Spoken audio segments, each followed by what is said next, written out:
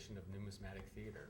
It's my pleasure to introduce two very talented numismatists, highly thought of educators, for what should be promising to be a very great class here on collecting outside your box. Apparently we're going to get advice on how to seamlessly move from your collecting area of specialty to other subjects you can learn about and enjoy. You never know where numismatics can take you, but the journey sure is fun. Now there is one typo in here, and I know these gentlemen well enough to know that nothing they do is seamless. But sit back and enjoy. Thank you very much. I appreciate that. There's one thing I really need before we start, Gene, if I could. I forgot my tea up there. And if you could grab that for me, I'd really appreciate it.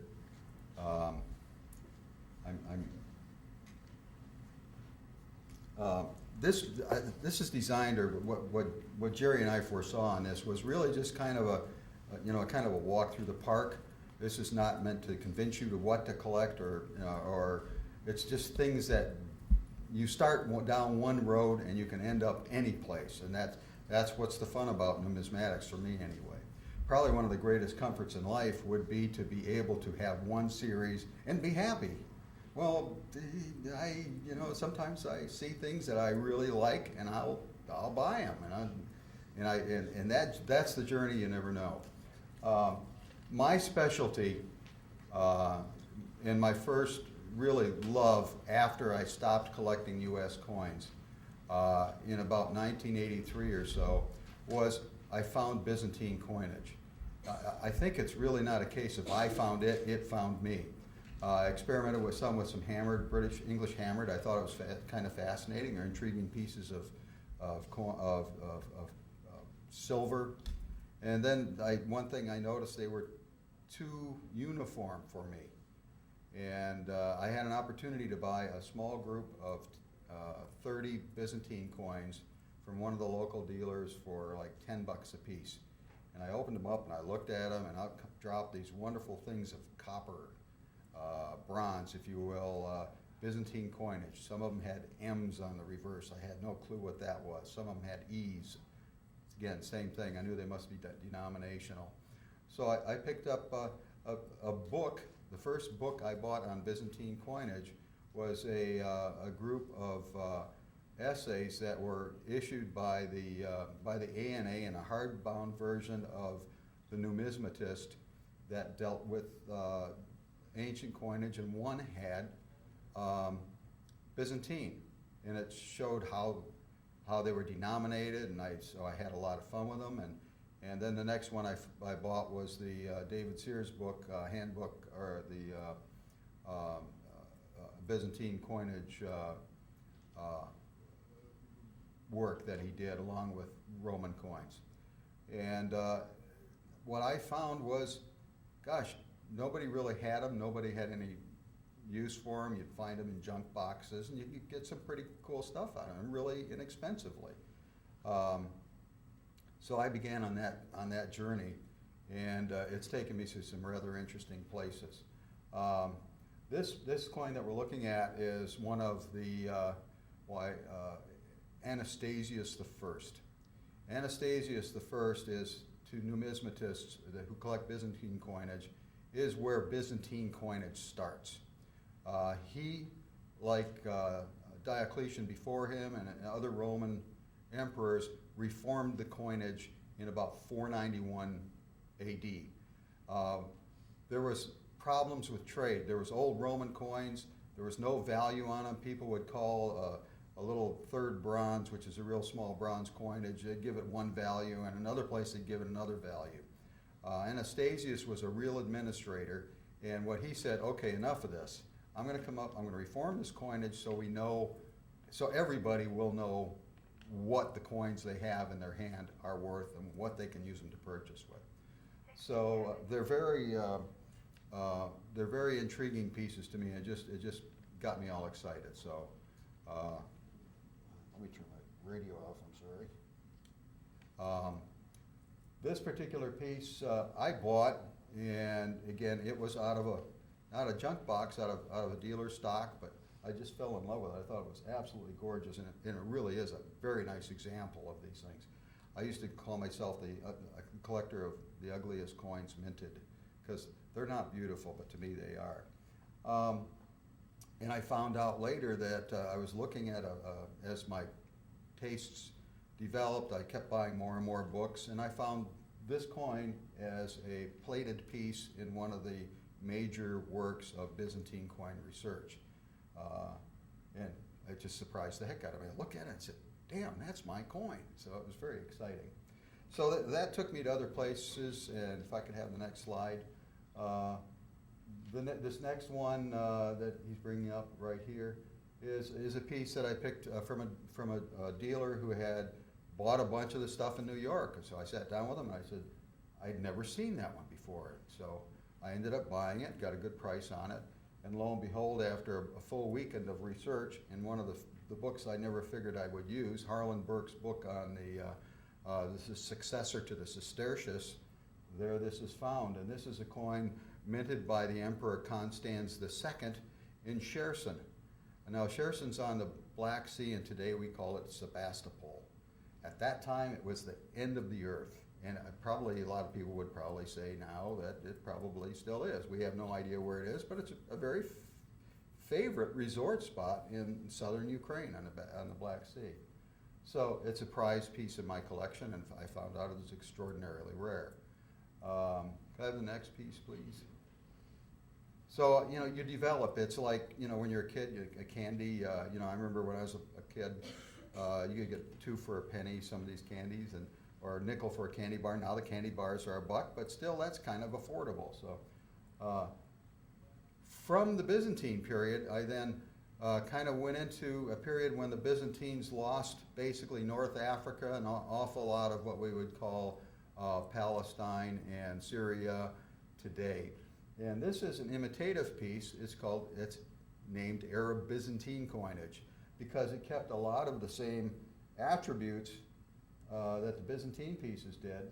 You have a rather fanciful picture of an emperor here, and on the reverse you have a mark of value, but everything around it is absolute nonsense. So this came into play at a time when the Arabs had taken over the old Byzantine territories. They still needed coinage, so they minted a coinage that looked like what the old imperial stuff does. The people were comfortable with it, and it still got to go rolling. It was a lot of fun. So I started looking. I look at that as a kind of a subspecies of Byzantine, because today it's still called Arab Byzantine coinage. Yes. These are not Islamic Arabs. Yeah, this piece was minted in Damascus, and this is Islamic. But at that time, they hadn't figured out how they were going to mint their coinage. Very few portraits or faces, right? This is early. All this happens within a period of about 40 years. And it's like when an occupying army or country goes in, they usually use some things that are very familiar to the populace, and they have occupation currency. If you look at Vichy France, in the south of France and most of France, the Vichy government issued coins that was very similar to the previous republic. So, and then it never got a chance to develop because the war was over and it went back to metropolitan France. But coiners are very, very conservative people in their designs. Very conservative. It takes a long time for them to move. Next slide, please.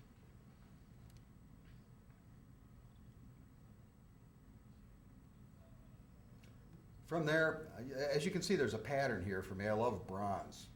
I think bronze is just really cool. When you find old coins in high value, in high condition, then you find treasures, and they can be had inexpensively and a lot of fun. So from the Byzantine coin, Arab Byzantine, and now I'm into, these are the Khorzim Shahs, which are in East, in Afghanistan and in that neighborhood. It retains, this is a horseman on here, and that's what they were early on, but yet they have in here the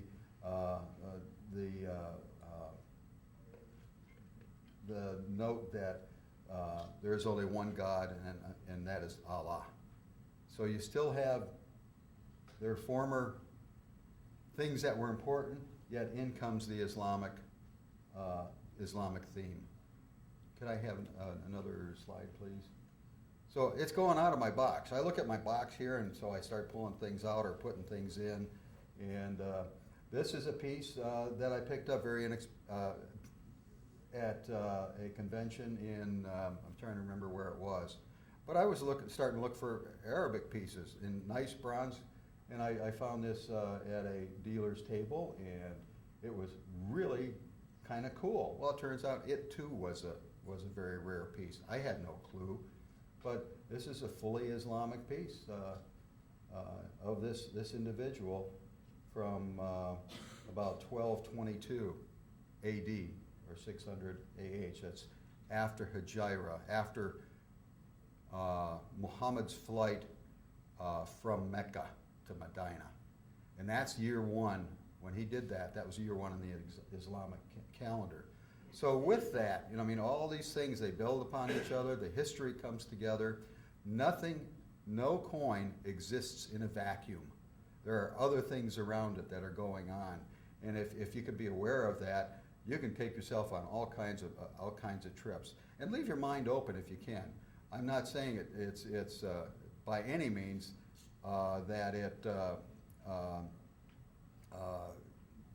you should only collect one thing, nor am I saying you should collect a lot of things, but keep your mind open. What happened, why I honestly fell into some of this stuff was I couldn't find anything at a show that I wanted to buy that was Byzantine, but I kept finding little cool things like that, so I'd pick them up, and you got to learn about them. So,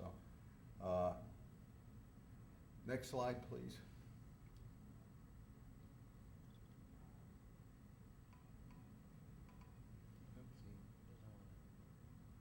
Open and photo impact. Oh, leave that one alone. We'll go in. It was kind of a slide of an Egyptian piece. It went away from the program. It'll I don't come. know why. See, there's the photo. Just go right up to the top right. Oh, it opened it in photo impact, so we'll have to go back for that. Close it from there? Well, while it's here, this is just a real nice, common Egyptian piece. But the thing is, you don't find them in higher grade. They're very difficult to find in high grade. The reason for all of these coins are it's hard to find in high grade because of the money of the people. They use the bronzes. It's the daily thing. We get pennies and dimes rattling around inside. So now you can close that up. I don't know how I get back to that window went We away. can do that. Just close this thing up totally. It's actually it's right down there. Oh, there we go. There you go. The copper theme again. One of the things I fell in love with at about the same time I did was 18th century tradesmen's tokens, and these are commonly called condor tokens. This is a great piece. Jerry will talk a little bit more about this individual that struck these pieces. But you have this wonderful British piece with this what would be an American Indian. What I thought was really cool about this, it almost mirrored the Massachusetts pieces that were struck in the U.S. But this is struck in England, and the concept of taxation and the burden this poor, for lack of a better word, this poor ass has to carry it, and the inscription around it. And he doesn't look happy, but it's a brilliant little piece. It's really cool. So again, high-grade copper, just wonderful stuff, and large pieces, which is good as you get older. You know, I tell you, when I was a kid, all of us, I'm not sure, and you could see everything on a Lincoln penny just by looking at it. Now I can't even see the bloody penny. So that's kind of where I'm at. So more of the things that I like to collect and keeps me interested. You have a question? What does it say? I'm trying to read the inscription. Jerry, could you? The right side, which is the obverse, I was an ass to bear the first pair of rents and taxes. And the Indian side, which is the reverse in this case, if rents I once consent to pay, my liberty is passed away. The manufacturer of this piece was I have an exhibit out in the exhibit area about him as well, called The Times and Tokens of Thomas Spence. Rather than have me try to say anything to you here, take a look at the exhibit. It's one showcase exhibit. Look at the one with the nuts in it. It's the only exhibit to have nuts which is not really a self-portrait of Jerry. There's some really neat nuts Oh, in it there. could be. It could be, it could be. Because we all have to be a little, my opinion about, I could go on about this, I'll keep it short. I discovered that numismatics is my drug of choice. If I hadn't been doing coins, I think I probably would have been mainlining some evil thing to put in my arm, because this is compulsive behavior.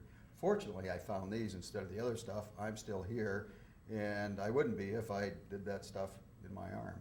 But anyway, this stuff is wonderful stuff. Next coin, please.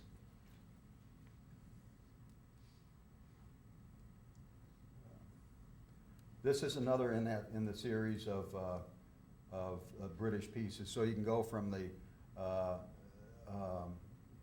satirical stuff to those that honor the king.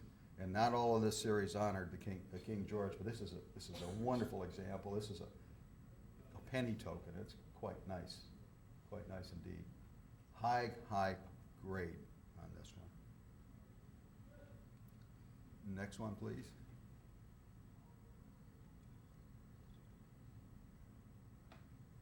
Another thing, a beautiful Spanish 4 real piece. This is a cob. This coin, you see all the edges and everything. Those edges are actually sharp. It's exactly what it was, like it was when it was whacked from the main piece of silver bar. Because these things were literally, the Spaniards had a silver bar. This was minted in Mexico City. This one's Mexico City, and they would literally cut it like a loaf of bread, like whacking off a piece of bread off of it.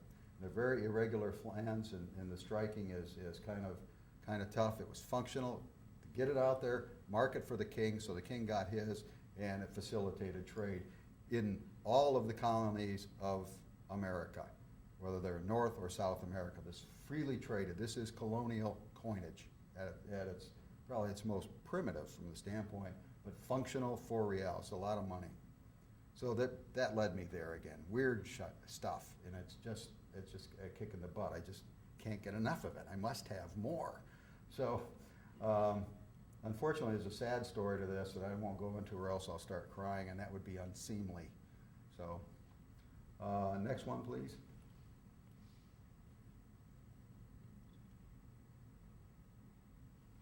This was a gift to me from a fellow I helped on a collection.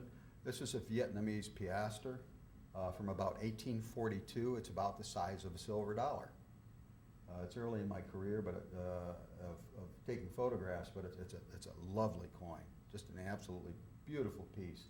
I fell in love with the way the dragon was. It's all by itself. There's no other inscriptions on it, and it's a gorgeous piece. I can't stop myself. If I see something really cool, I gotta buy it.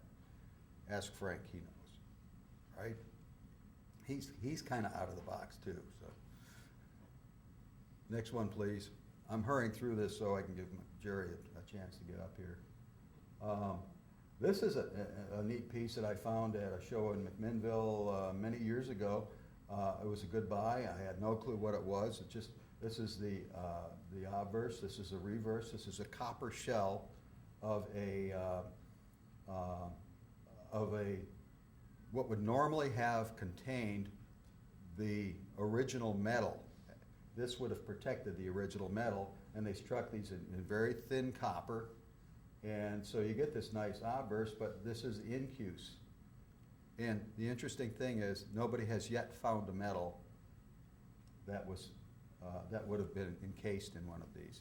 The only other pieces I've ever seen of this, and it took literally around 20 years to find out, was in the Ford collection, the John J. Ford collection, in the metals section. It was really neat to find it and say, finally, I know what the heck it is. I don't know about you, I won't get rid of a coin until I figure out what the heck it is, even if it takes 10 years or so. But it's a wonderful piece, and it's literally copper sheet, very thin copper. Next one, please. Yeah, question? Are you talking about the metal content? Yeah, the metal content of this is copper.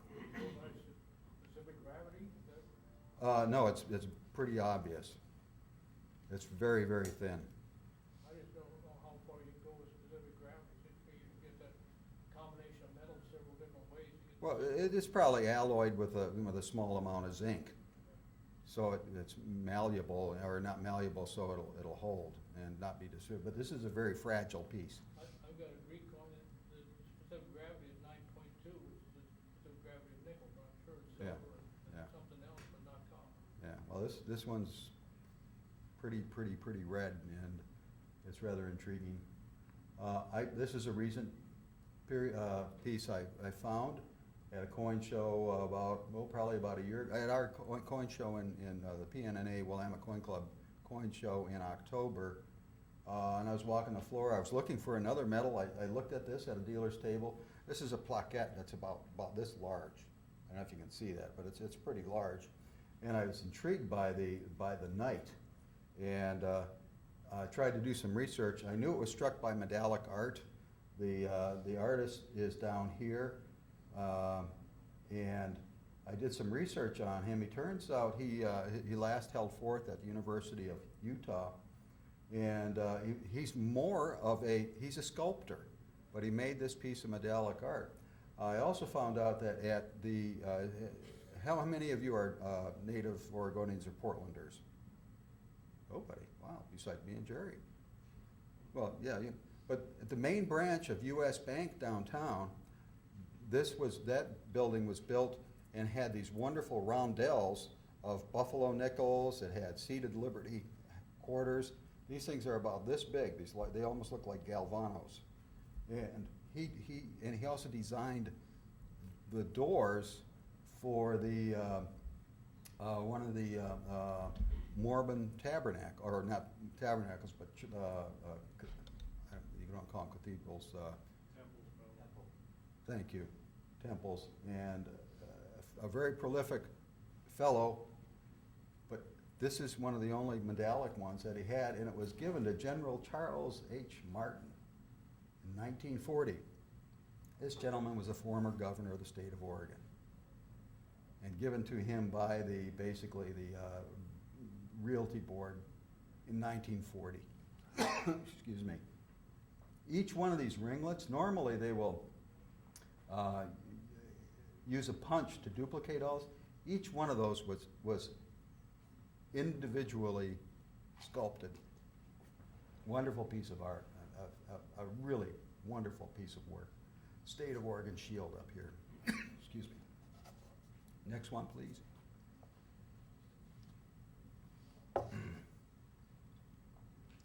How are we doing on time, folks? Good. Is anyone coming after us? Pardon? 4:33. Okay, I gotta get Jerry up here before. I'm gonna finish with this one. This is a monitor.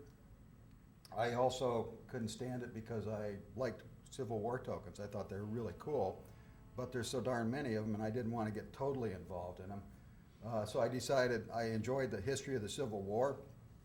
So I said I'll collect a series on the monitors, on the monitor, and there's about 10 of them in the Fold book.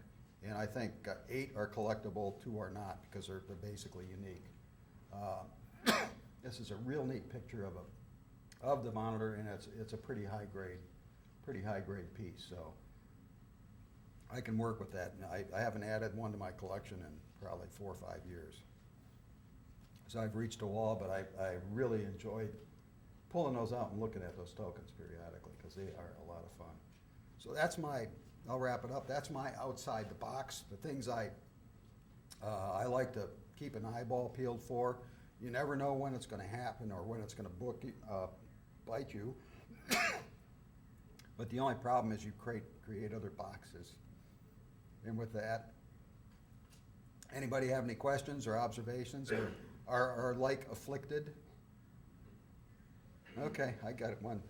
Thank you. It's an affliction. I love it, and I keep on going. And Jerry, you want to come up and do your thing, and I'll take care of. I'll take care of you. Plug me in. I will plug you in. The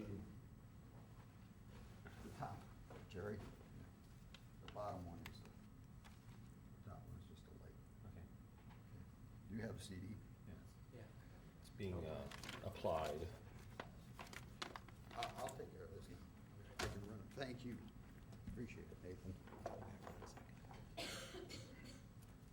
So my two good buddies in the world, Larry, who's my web partner on our website dealing in British tokens and other odd copper coins. Gene Wiley, the president of our coin club, who's the MC of the Numismatic Theater.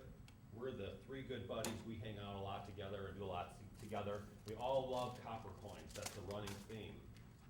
My big interest is in high-grade copper coins. And I've run the gamut in my life, starting with Lincoln cents and Indian cents as a kid, going into U.S. large cents. I was addicted to U.S. large cents for about 12 years. A lot of my collection was sold a couple of weeks ago in Beverly Hills as part of Ted Naster's collection. I sold him most of my collection when I broke it up in the early 80s and got into British Condor tokens. Let's see.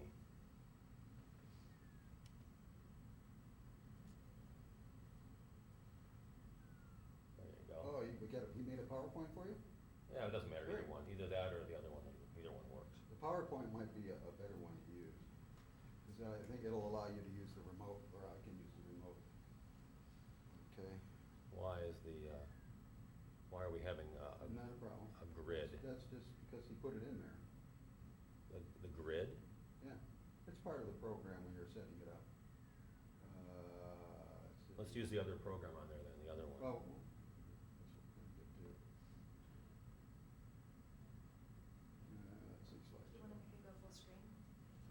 Well, I will, but I just wanna get this. There we go. I also want to give a big round of thanks to Larry, who is the photographer for everything you're going to see.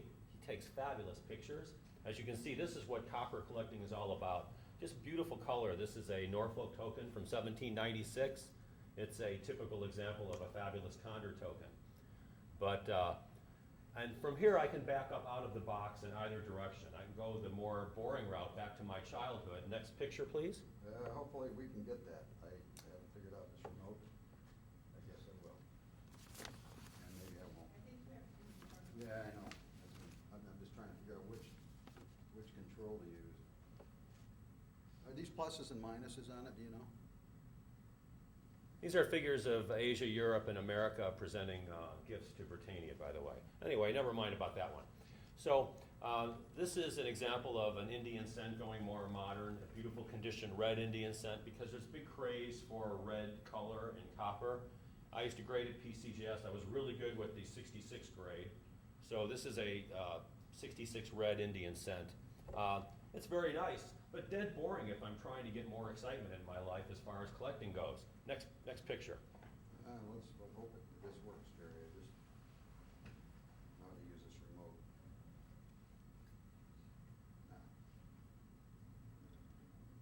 No. I know. There we go. The So color this on is an this is example all- of a 66 red-brown, which is obviously a lot more fun. It's really pretty. A lot less money, and you get a lot more coin for it. Very pretty. Again, dead boring. I'm going back to my childhood. I really go the other way because I'm into classifications of die varieties, die states, lots of weirdnesses that make up neat coins from common coins. Indian cents, they pretty much all look alike. So I'm going to go back the other way and find some other things. Let's find the next picture. But first, Go ahead. Yeah, I go want to ahead. make it, the color reproduction on this is not accurate. so speaking of out of the box, this one's really out of the box because I can't afford to keep things like this. This was a coin that was on consignment to me about 2 years ago, and I played the basic game, getting it graded over and over, and for the price of this thing, I could buy myself another very nice Italian cello or 12 houses in Detroit. So I'd really rather just sell this thing, make the profit, and send it down the road. This is an Oregon, a beaver coin, Oregon Territory, which they did backwards and put Territory Oregon. This is from 1849, and it was just after the gold rush began in California. And what was sent up to make these things was gold dust. And it was extremely pure. And the California company trying to sell it, of course, was overvaluing the gold, but there was a government charter to make a mint to strike these things. And there are 8 people involved in this company. They're the initials of the 8 people. And they they mint, a government charter mint, in Oregon City, right down the road, because that was the largest city in the Oregon Territory. There were about 1,000 people in Oregon City back in 1849. But the governor of the territory came just as they were getting this mint ready to make these coins and said, this is illegal, you can't do it, and don't do it, we're gonna not let you do it. So what happened is these 8 guys made their own mint and got this gold dust and struck their own coins. They made about, 6,000 of these $5 pieces and about half as many or fewer of the $10 pieces. They're very valuable coins, and I can't afford to have them in my box, so they're clearly out of my box. Next. Now this is in my box. This is more Condor token area, but I just want to show you some of the side topical subjects you can get out of this before I head into a couple of other strange directions. This is one of my favorite characters of American colonial history, Thomas Paine. He wrote the famous Rights of Man in 1791 and was immediately charged with high treason because the government in England at that time, under the maniacal, insane George III and his right-hand man, who I refer to as the Dick Cheney of the day, who was William Pitt the Younger, and they used the storming of the Bastille in Paris on July 14, 1789, as a kickoff point to push forward radical politics, right-wing politics. There were laws passed where they removed habeas corpus, they removed the right of assembly, and there was the famous Gag Act, where you couldn't even talk about anything or be renditioned to the tower with no charge against you. Lots of the patriots of the day were renditioned off to spend 7 months or a year in jail with no charges against them. There was a fabulous law firm at the time named Erskine and Gibbs, Vickery Gibbs, and what's Erskine's first name? Whatever. But they defended a lot of these radical people and beat the crown every time, got them off over and over and over again. No problem with Thomas Paine, because he knew they were after him. They convicted him, but he wasn't there. He'd already escaped to France. Because being over in France during the Revolution time was way safer than being in England and being Thomas Paine. So he was convicted and hanged in effigy all over the country for the next number of years. He eventually escaped to the U.S. and spent the last years of his life in the U.S. So this is a white metal penny, the only portrait coin of Thomas Paine in the whole Condor token series. Very wonderful, popular piece. Next. And this is the reverse of it, 1793, the Mountain in Labor. I especially like the rat right there. Okay, next. This is another Paine piece, right after it in the reference book, Dalton Hamer, Middlesex 209, and now we have a different view of Thomas Paine. A tree is known by its fruit, and I died for this damn book, Tommy's Rights of Man. So luckily he didn't die, he escaped. Reverse, please. May the tree of liberty exist to bear Tommy's last friend. Because nobody wanted to be friends with this guy at that time, and it was very unhealthy to be friends with Thomas Paine. And I'm going to be giving a talk tomorrow. There's also a display I have in the display area about a fellow named Thomas Spence, who was Tommy's friend. And he had terrible escapades with the law and the crown. And it's a very fascinating story. I'll cover that tomorrow at 1 o'clock in this very same room with some other different pictures. Next picture. Here's another scene of Thomas Paine and of Paine, a play on words. And this is a neat piece, Middlesex 827, which has this fabulous cud where a piece of metal breaks off the die down over here. And reverse to this one. And here is Pandora's Breeches. And what we have on this one, anybody recognize the head on the end of the snake? Or anybody know what this might be? I didn't think so. This is the Reverend Joseph Priestley, who is a famous scientist, and he's been in the news lately. There's a book out about him right now. I've seen it on some of the news show. Joseph Priestley was good buddies with people like Ben Franklin, and they discussed not only politics of the day, but he was a wonderful scientist. He was the discoverer of oxygen. Before that, they had no idea what this stuff in the air was. And he discovered that and discovered that plants had something to do with it, and trees gave us this oxygen. And he was actually an environmentalist way before his time. He was also the originator of the Unitarian Church. And there was 2 years after the storming of the Bastille, so literally 2 years to the day, July 14th, 1791, were the famous Birmingham riots. And this is where a bunch of religious wackos of the day got together, stormed all over the city, burning houses down of anybody of science or intelligence. And they burned Reverend Priestley's laboratory to the ground.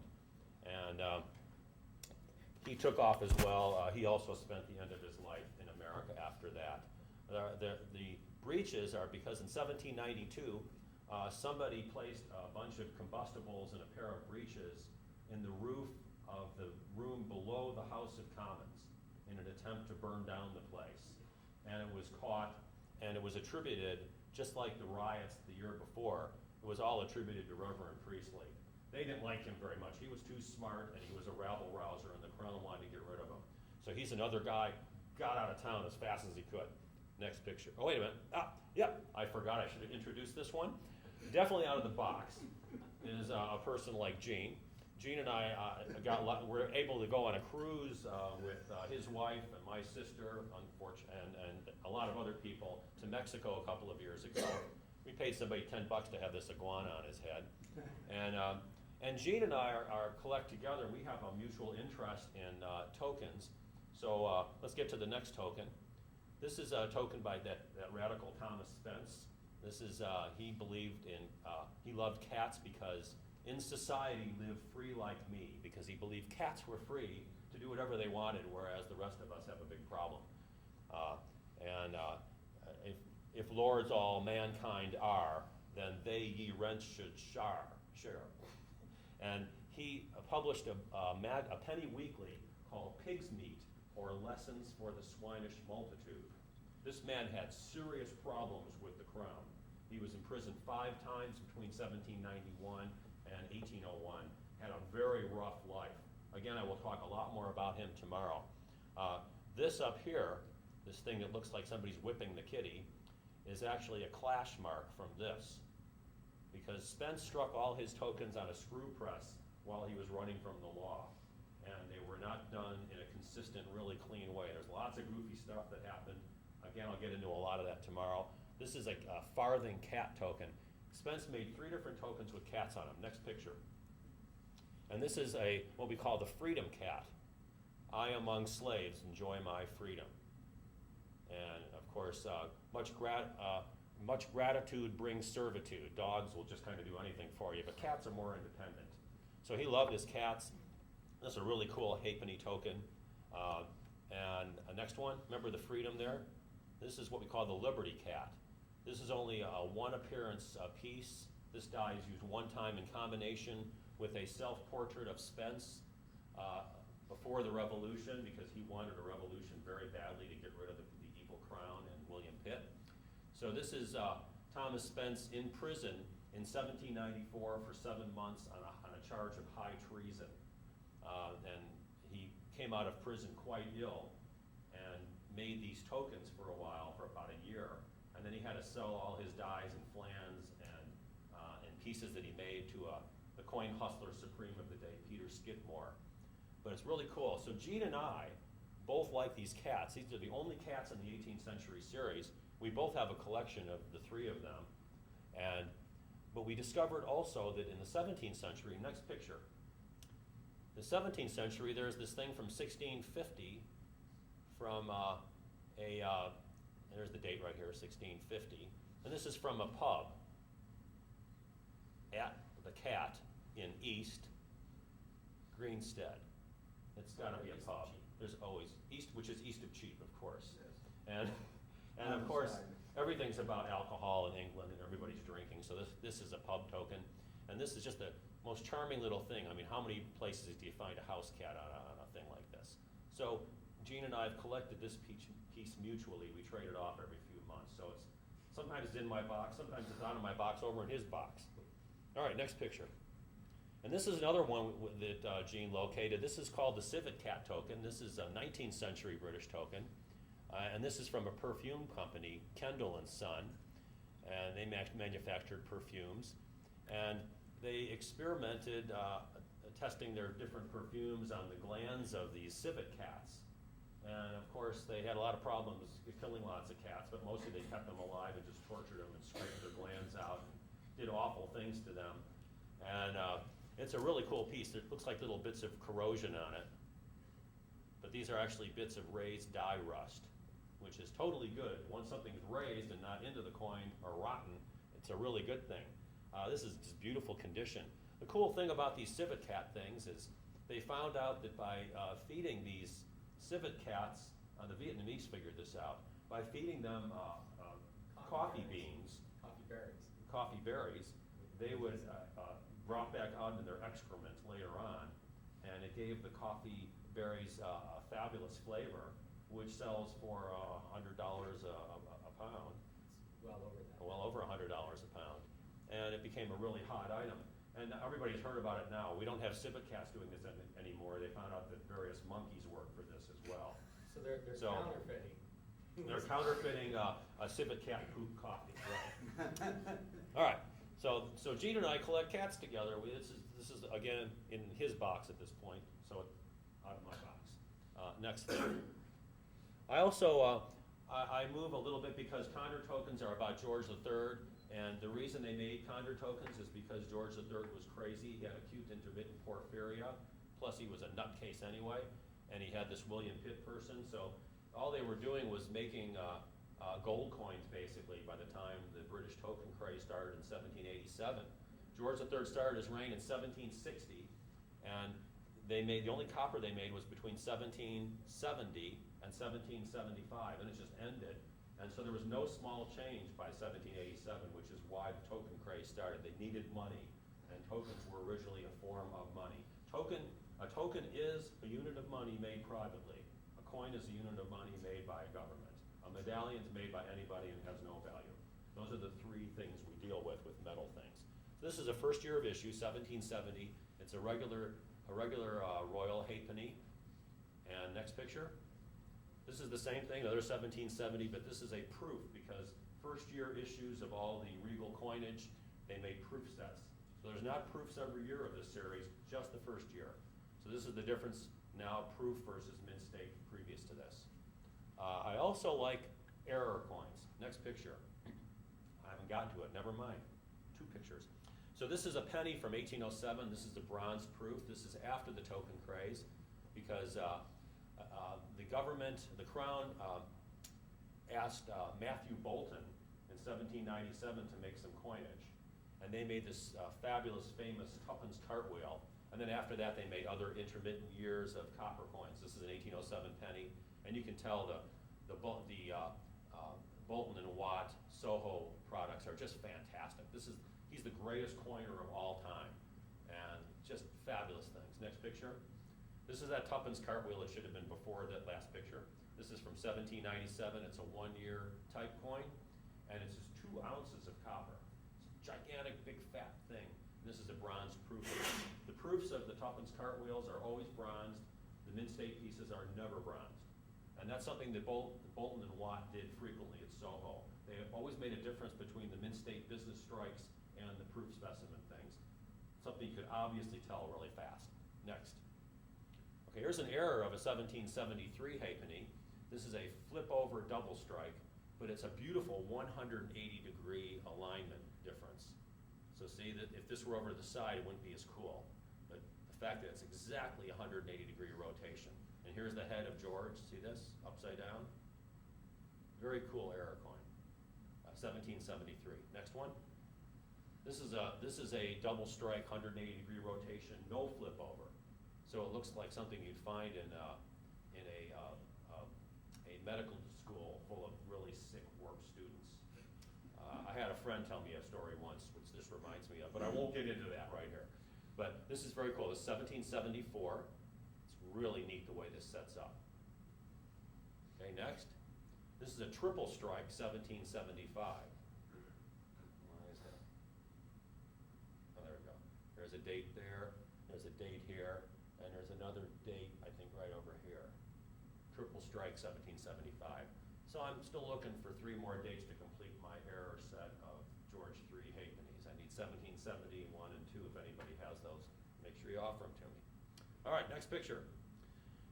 Now Larry is a Byzantine person, so I've gotten him into counter tokens, and he got me into Byzantine coins.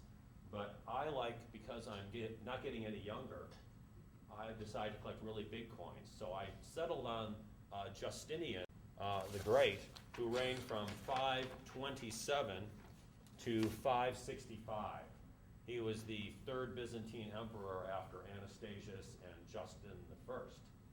And they started making these almost as a commemorative issue, these year 12. Now let me explain all this to you. This is Justinian Annus, which is emperor, basically Justinian, perpetual emperor, our Lord Justinian, perpetual emperor. That's what the legend basically breaks down to. They're very religious. These were sort of the second, Justinian and his wife Theodora, who was what's the nice phrase to use for her? An actress? Okay, we'll call her an actress. He changed the law to be able to allow an emperor to marry an actress, and they were a great couple together, but very, very, very religious. Constantine the Great in the early 4th century changed a lot of the Christian scriptures and really changed the Christian religion to get it on the road that it's become today. And Justinian and Theodora really took off from that and kept making changes and doing things to bring Christianity into focus. So you'll see lots of crosses on their coins, globus cruciger, and on the back of it, it has everything. M is the unit of money, or phallus, or 40 numi. These are big, huge copper coins. They're almost 40 millimeters, sometimes even bigger. They're really bigger than silver dollars. Here's some more Christianity for you. Made in the year of Anno 12. Since his reign was starting in 527, this would be about 539 that this coin was made. And in the city of Constantinople.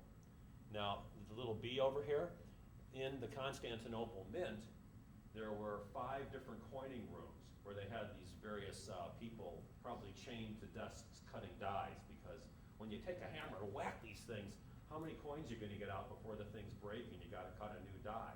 These guys were cutting dies all day long, and just over and over and over again making them. So this was in the second coining room, the beta coining room. Alpha, beta, gamma, delta, epsilon are the basic coining rooms. They're really cool, neat coins. So this is the commonest mint, or commonest mint to have in the city of Constantinople. Year 12 is the first year of issue of these. They're the biggest ones in the series. They're really neat coins. This picture, nice picture Larry took, was loaned to Harlan Burke to use in his recent book of the 100 greatest ancient coins. So this is actually the plate piece from that book. Next picture, please. This is another Justinian.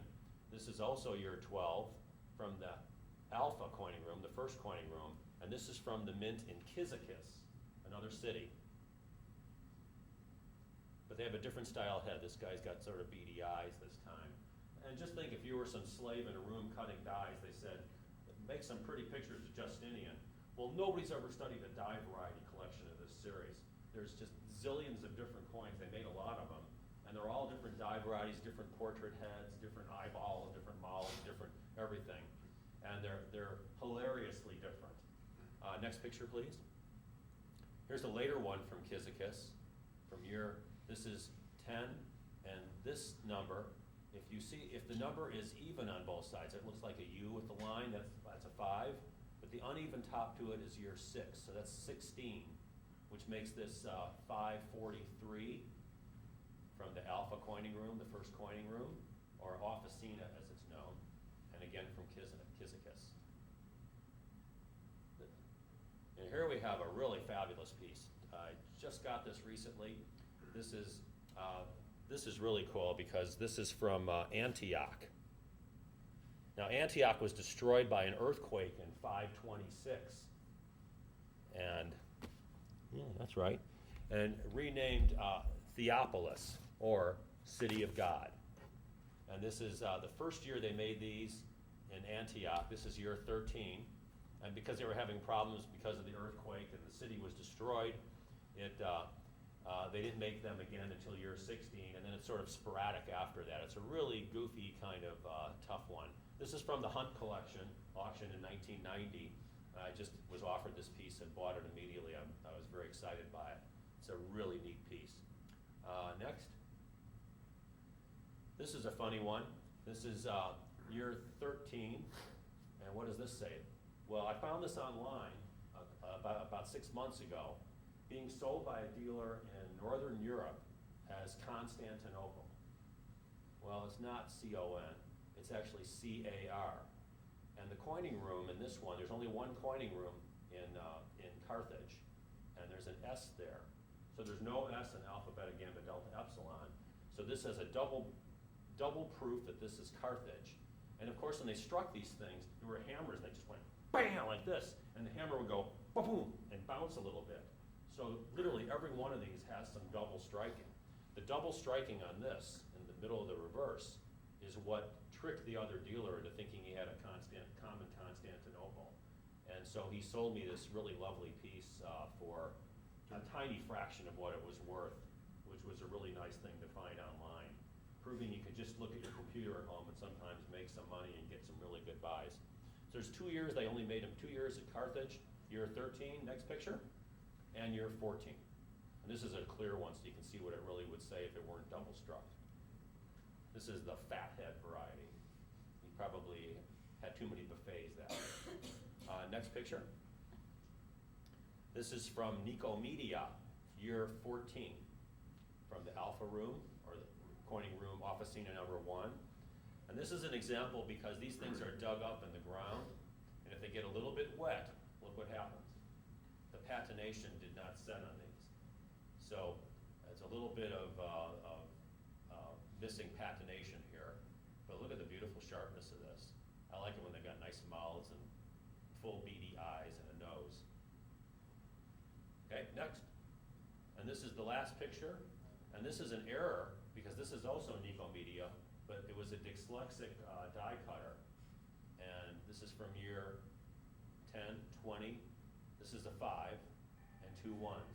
This is from year 27, which would make it 554 AD.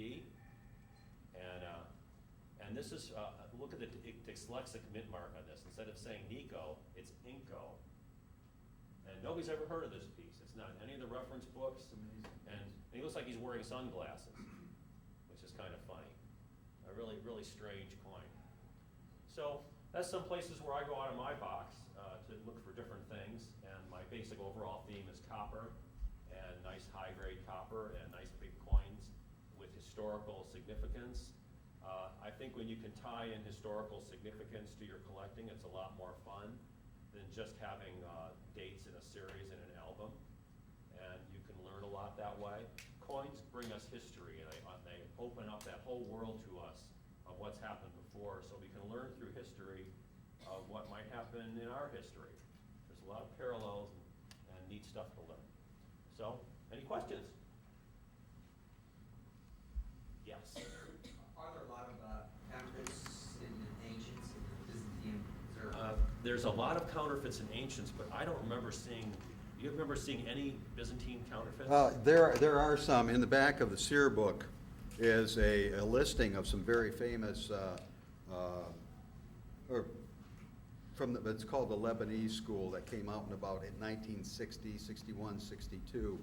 Mostly gold, but there is a magnificent phallus imitation of Justinian I that is just absolutely gorgeous. It has appeared in several auctions and have been That one.